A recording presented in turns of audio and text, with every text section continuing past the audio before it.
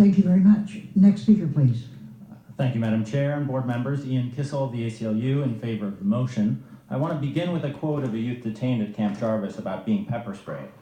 He said, "It was hard to breathe because the spray, it was like it messes you up. Once you breathe it, you start coughing, you can't breathe." Now this is an excerpt of a report submitted at the board's request by the Auditor Controller nearly 2 years ago, but I begin with it because the human stakes of this motion are very high. The ACLU is concerned about the constitutional rights of youth and adults in department custody and under department supervision, and thus I want to applaud the board for its continued work to support sustainable reformation, what Supervisor Ridley Thomas described as the systemic roadmap, and ongoing oversight of the department.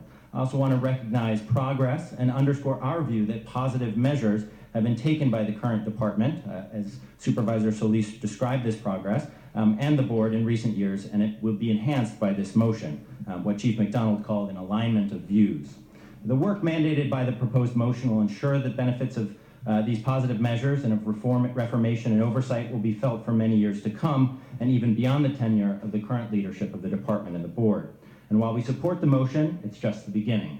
Once passed, we urge the board to use the quarterly updates required by Section 3B of the motion to evaluate if there are, 1, an inclusive process that secures input and buy-in of probation clients, community members, union rank and file and leadership, and other stakeholders; 2, a transparent process that makes input and actions publicly available, what Supervisor Ridley Thomas described as the values of transparency and accountability; 3, a process in partnership with the department that seeks a transformational vision for the department. And I appreciate Chief McDonald's description of work that builds investment of staff and moves from detention to prevention with community-based organizations. And then 4, that establishes a single and novel commission that engages in true oversight.